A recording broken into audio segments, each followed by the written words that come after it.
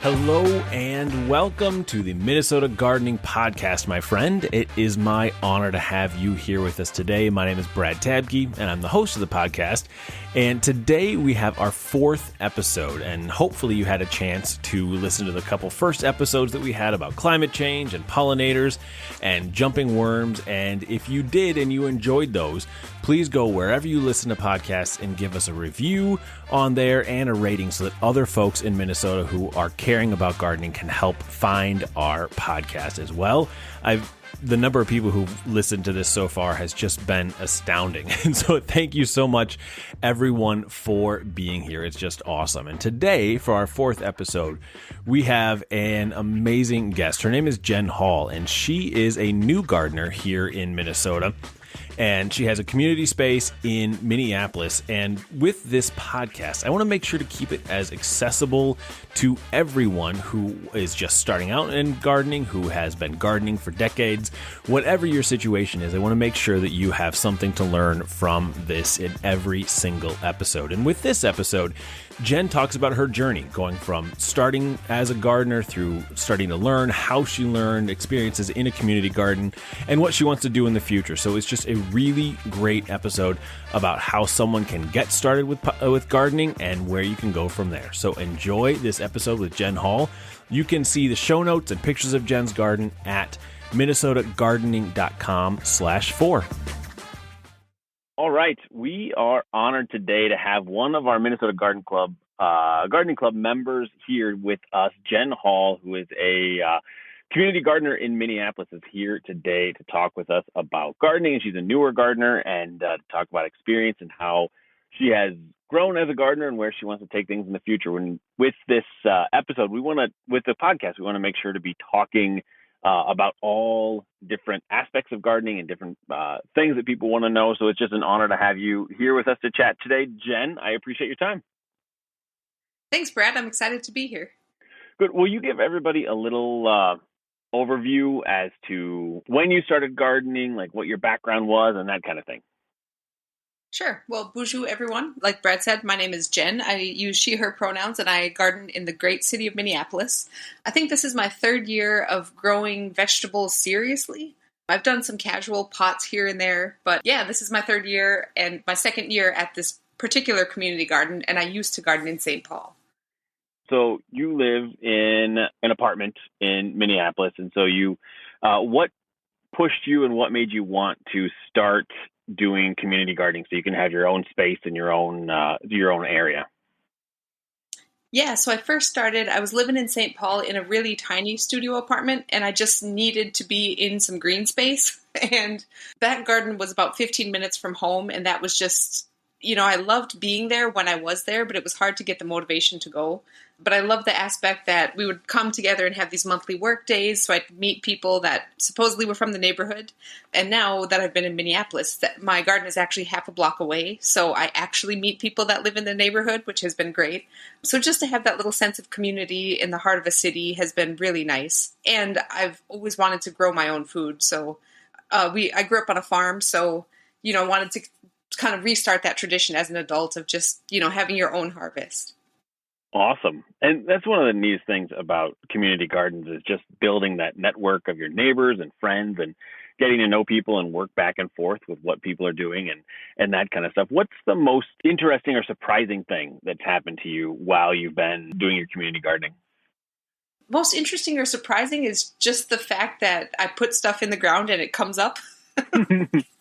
I never have considered myself to have a green thumb, but I've been able to grow, some years, some pretty decent stuff. This year has been a challenge, as I'm sure a lot of gardeners know, but also just the connections that I have with people. Like at the garden that I used to garden at in St. Paul, there were lawyers there, doctors, average people. It was just like a nice mix. And so it's kind of a nice little microcosm.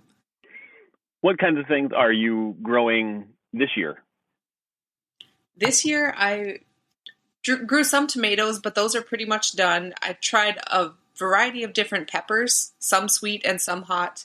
I did peas and beans. I tried to do a couple of Three Sisters mounds, and I have strawberries, and I just noticed a couple watermelons finally starting, and cucumbers. So yeah, and tomatillos. Those are going nuts, as well as my ground cherries. So I like to do variety, not necessarily quantity of any one thing. Yeah, we're recording this in mid-September, and my ground cherries have, like, they just appeared probably 6 weeks ago or so, and they are just going nuts right now because I had just tossed some seed down that was left over because the plants that I started just didn't make it, and then all of a sudden I have ground cherries. So it's my first time growing that. Have you grown ground cherries before? Yeah, actually, all of the ground cherries that came up for me this year were volunteers from last year because I got a little lazy about the harvest last fall. And I just thought, oh, heck, see what happens. And I got, five to seven plants to come up, and they're all doing really well. So Nice. That's a good thing. yeah, sometimes being lazy can help as a gardener. And that's one of the greatest things about gardening is you can always recover from things. You can always, like, if you have a season or just a couple weeks where you just don't feel like doing things are just generally recoverable and that kind of stuff. So what sorts of this year specifically, what sorts of issues did you run into? What was a struggle for you, and what kinds of things did you learn based on those? Yeah, so like a lot of folks, the drought was a huge issue, and just the heat that we had. So I work a shift, so I'm at the fire station for 48 hours, and then I'm home for 4 days. So that sort of schedule is great, but it's kind of hard when you need to water the garden every day. So I'd get there, and I'm my own worst enemy sometimes. I do not mulch until late. Like, I pretty much mulched my garden 2 weeks ago. So I would struggle because I'd go to the garden and everything was absolutely parched. And nobody at the garden goes regularly enough so that I could ask a neighbor to water or anything like that. So the heat was really a killer. And I definitely thought a few of my plants were goners because I'd come back from work and go check on it, and things were kind of just really shrivelly and looking pretty sad, but it always kind of bounced back, and I've at least got a few tomatoes. And I learned too that peppers actually thrive when they're not watered as often, so the peppers did pretty well. And the struggle too is just, oh, sorry, go ahead.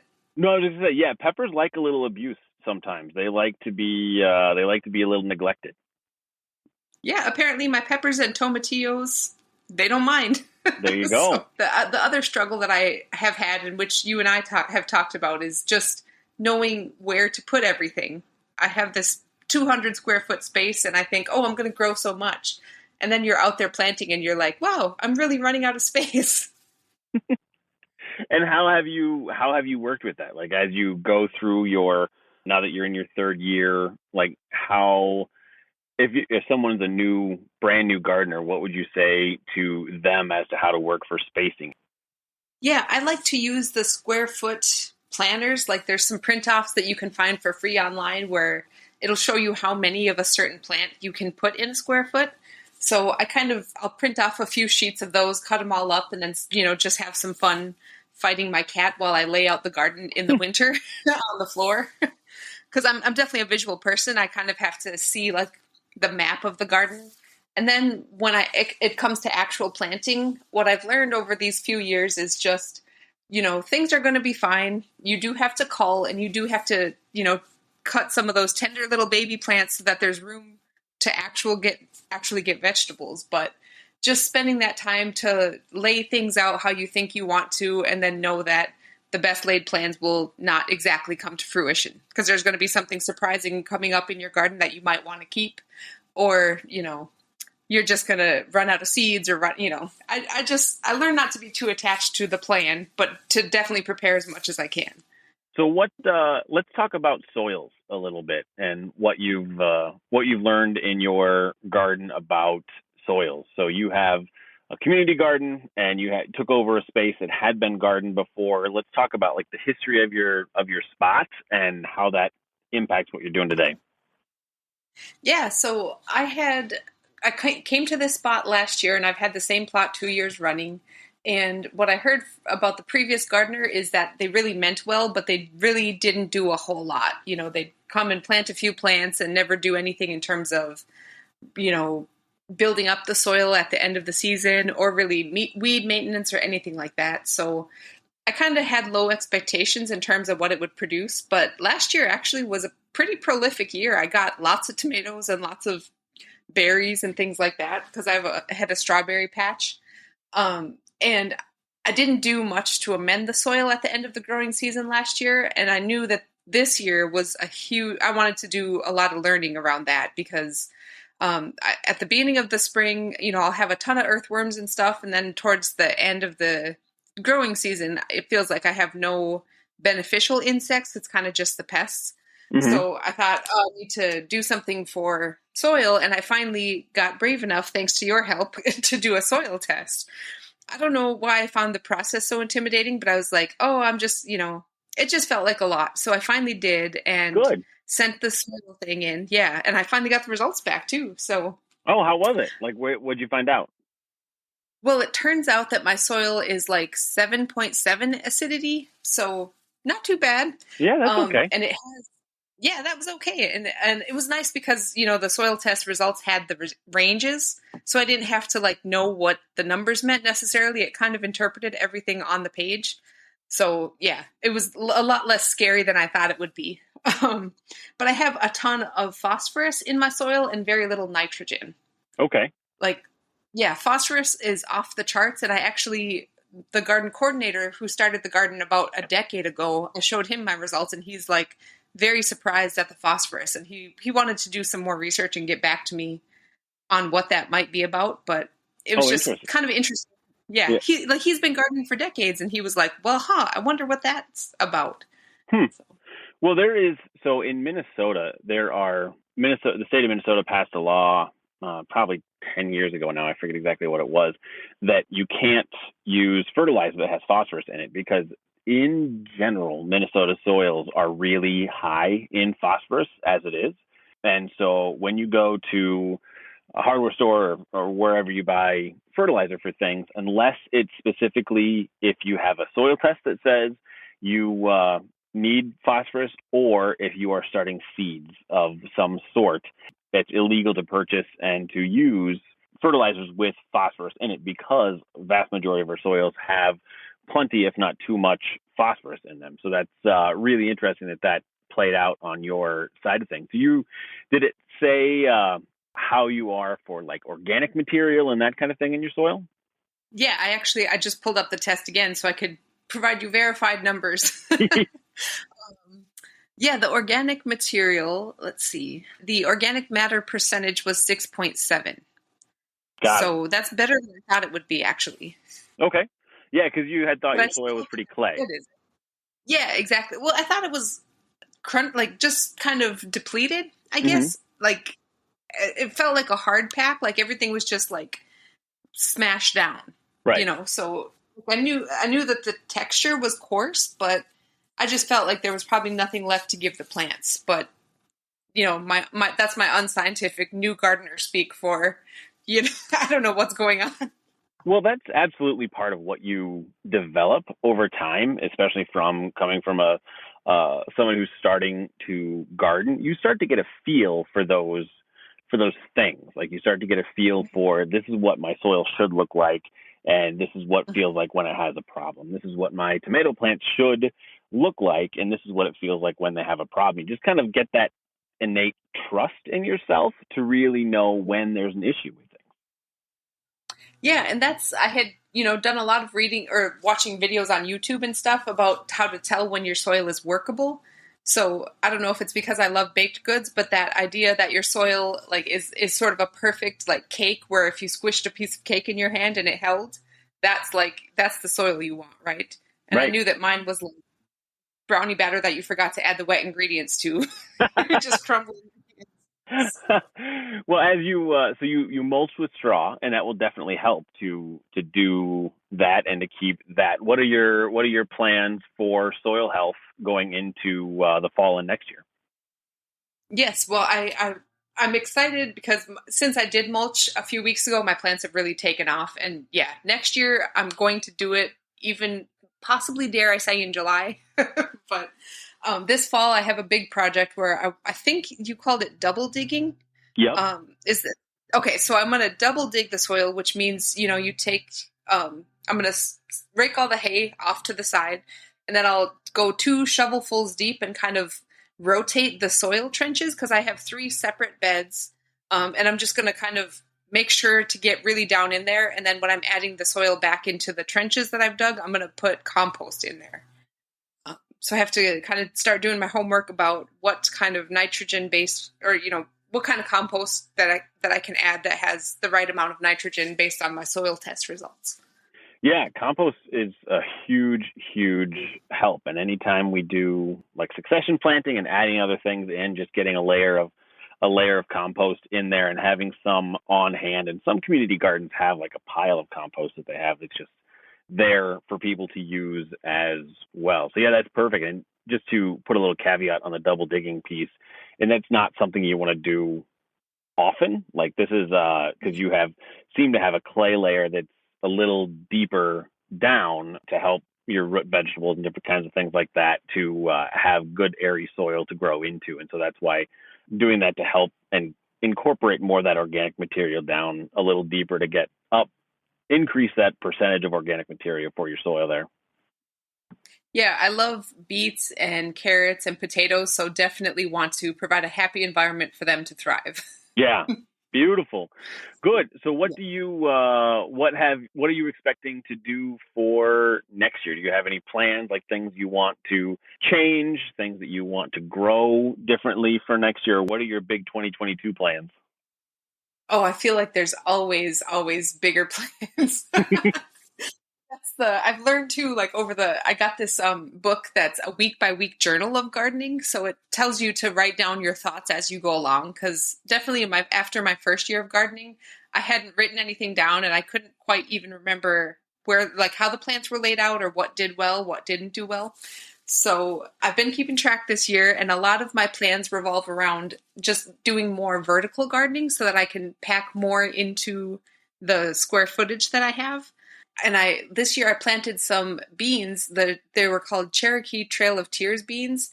Mm-hmm. And I've got trellises. I have maybe 4 or 5 different sort of trellises that I had been using for something else that when it got decommissioned for the previous plant, I'd kind of add it to the stack because this bean just keeps climbing.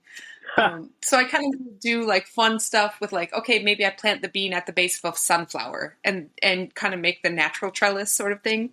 Definitely want to make it look a little bit wild, but also be thoughtful in making sure that I'm planting things that will grow well together. And definitely, one huge thing I learned from you about composting is don't put your weeds in your compost in your garden. So just for the other new gardeners out there who might not have realized, like if you keep having a weed problem, it's probably because weed seeds, they thrive in the compost, right? What did you say? It provides a nice little warm, cozy wintering spot for them? Yep, it certainly does. When you have just like smaller personal sized compost, it doesn't get hot enough to kill those seeds off. And when it's a more commercially grown compost, those get up into the 150 degrees so that they kill off those weed seeds. And so they're no longer, in general, no longer viable. And then you don't have the issues. But when you have your own personal stuff, yeah, you definitely want to keep those out of there so you're not causing more problems for yourself as you learn. Yeah, that was a rookie mistake, I think, that I started doing this year because I was like, oh, I'm going to compost this year for sure. And okay, false start. I'm going to try, maybe just kitchen scrap composting next year, build either buy one of those barrels that you can rotate or build something small and just, do the vegetable and fruit scraps and eggshells, that sort of thing, just to have a little bit of compost building, and have a little corner dedicated to that. Right. But yeah, I just hope to grow more next year too. Exactly. No, that's beautiful. All right. So we've got some quick fire questions here that I've been asking everybody that's been on the podcast to get to know you a little better and find out what you think about different items. So you ready for some quick fire questions, Jen? Absolutely. All right. First one is what's your favorite place to visit in Minnesota? The North Shore. Beautiful. What's your favorite food that's grown in Minnesota? Oh, I'll have to pick one. I'll say beets because they're on my mind. You'll say what? I missed it. Beets. Beets? Nice. I was talking to somebody the other day that they like eating the beet greens a lot more than the actual beet roots, which I found fascinating. It was very interesting. How do you like to have your beets? Well, impressive for them because I wish I liked beet greens and just better greens in general. But I love pickled beets. Ah, beautiful. There you go. And Have you done your own? my rapid fire, yes, I like to do that for sure. Like I like kind of make a dill pickle style. I don't like the sweet pickles. Ah, So, huh. Nice. I like that. I have a question about your rapid fire question. Does it have to be a cultivated? It can be whatever you want it to be. Yeah. I mean, if I was going for wild foods, I would have to say wild rice. Ah, yes. Because that's something unique to Minnesota. Yeah, and it tastes amazing. What is your favorite food to grow? My favorite food to grow actually has been peppers. They're really fun. And like you said, they handle neglect, so I like that. Exactly. The last one is a question that Isla, my 10-year-old, came up with. And her question is, if you were a plant, what plant would you be? I think that I would be a climbing bean because I like to explore and I like to be up high. And yeah, I think I love that question too. It's very cute. Yeah, that's a beautiful answer. So I didn't ask you, and I should have. Your pole beans, are those part of your Three Sisters, or is that something separate that you did? I got those later in the season, so those are separate. In my Three Sisters mound this year, I have butternut squash, Hopi black turtle beans, and then some corn from this great nonprofit farm called Dream of Wild Health out in Hugo. It's awesome. I can't remember which kind of corn I planted. It was one of their 3 varieties that they had given away at a garden thing a couple years ago. Cool. Do you want to explain to everybody what Three Sisters is and why it's important? Yeah, so for a lot of indigenous gardeners, and me, I hail from the Leech Lake Band of Ojibwe up in northwest Minnesota. The Three Sisters garden is corn, beans, and squash together. And, us Ojibways in Minnesota like to add the 4th sister, wild rice, just because that's one of our most sacred foods. But you grow those 3 together because they kind of all help each other out. Like the corn provides a climbing trellis for the beans, and the beans fix nitrogen in the soil. And then squash kind of, we say that it shades the feet of the sister corn. So they all kind of, I'm sure there's more science behind it. I know a lot of folks have studied kind of why they all work well together. But for us, it's like, these are the 3 that really sustain us. And so we like to grow them together. Thanks for sharing that with everybody. Jenn, thank you so much for being here. And is there anything about gardening that I didn't ask you about that you'd like to share with other newer gardeners? I would just say for new gardeners, don't be afraid to just try things. And if it doesn't work, then you'll know. And if it does work, then it just feels amazing. So, I think for me, it's been a process of just not letting myself get intimidated or overwhelmed by information. So my best advice is just get out there and play, give it a try, ask questions, and have fun with it. Perfect. And I think Minnesota Garden Club has been awesome for helping me sort of be like, oh, I'm not the only one struggling with that pest or this, problem or whatever. So beautiful. Well, thank you for that. And that was a really, really great way to end. So, Jenn, I really appreciate your time and you being here and sharing with everybody, and have a wonderful rest of your day. Thanks, Brad. You too. Thanks. Talk to you later. See what I mean? It was absolutely a pleasure chatting with Jenn about her garden and what she's learned and where she's going. And it turned into more of a coaching kind of call than a real interview kind of thing. But I just really appreciate her time and all the cool things that she is doing and sharing them with our audience today. So you can find the show notes for this episode. You can find some pictures of Jenn's garden. You can also find different links to the things that she mentioned in there at minnesotagardening.com/4. And again, that's the number 4, minnesotagardening.com/4.